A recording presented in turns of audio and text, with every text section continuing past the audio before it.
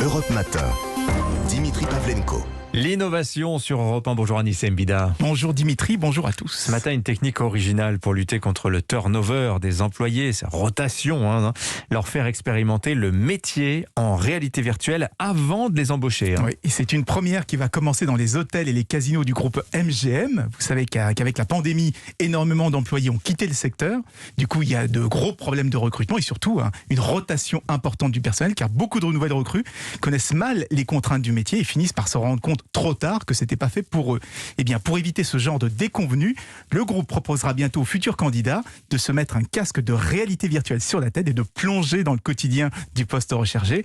Ça permettra de se faire une meilleure idée qu'avec un simple descriptif vocal ou une vidéo d'entreprise. Alors, qu'est-ce qu'on voit quand on a ce casque sur la tête ? On a le choix entre plusieurs séquences types de la journée. Ça peut être le vestiaire, un briefing quotidien ou une interaction avec les clients. Et ce qui est bien, c'est qu'on cherche surtout pas à éluder des aspects pénibles ou négatifs du job. C'est-à-dire qu'un agent d'accueil, par exemple, pourra se faire copieusement enguirlander par un client mécontent. Là encore, pour vraiment savoir à quoi s'en tenir et éviter des mauvaises surprises. Alors, j'imagine que ça doit coûter relativement cher. Alors, non seulement les casques, mais aussi tout le contenu qu'il faut construire à l'intérieur. Oui, c'est un gros budget, mais seulement quand on part de zéro.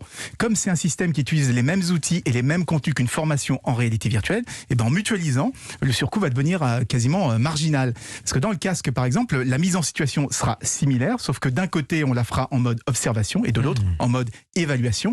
Ça fait des années qu'on nous vend la réalité virtuelle pour les jeux, pour le divertissement. En ce moment, on vous en parle tous les jours comme un passage obligé vers le fameux métaverse.